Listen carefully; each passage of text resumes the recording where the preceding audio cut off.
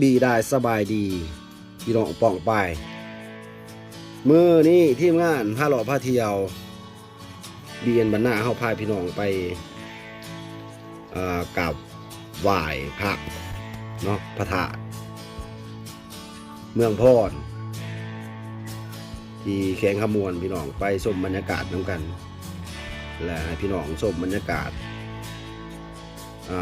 แคมทางเนาะว่าจะเป็นผู้พาปลาไม้ทำพาพี่น้องกราบไหว้ทำแคมทางไปนำไปเบิ่งน้ำกันพี่น้อง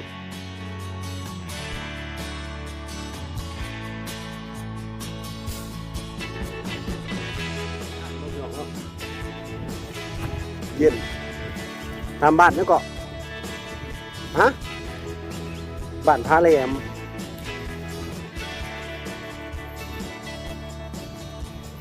สวยงามลายพี่น้องเลย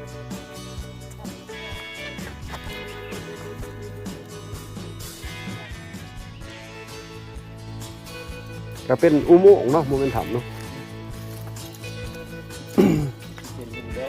เป็นหินหย่อยเนาะ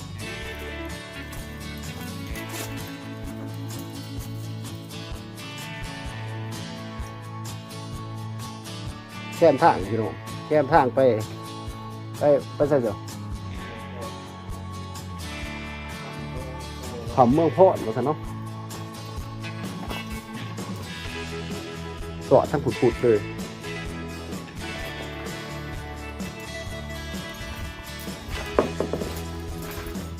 มือนี้จะไปวัดเนาะก็เลยมาเวทำ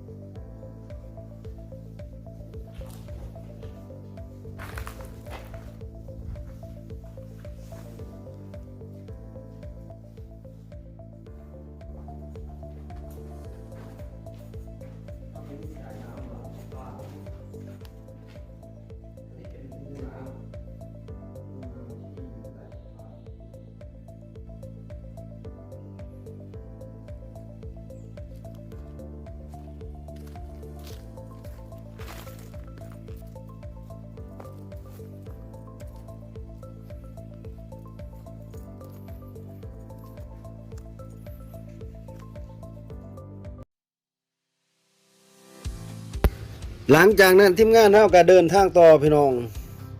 สู่พระธาตุเมืองพรต่อเนาะพี่น้องเบิ่งแล้วก็อย่าลืมกดไลค์กดแชร์กดติดตามกด Subscribe ให้กำลังใจทีมงาน BN บ้านนานี่เด้อพี่น้อง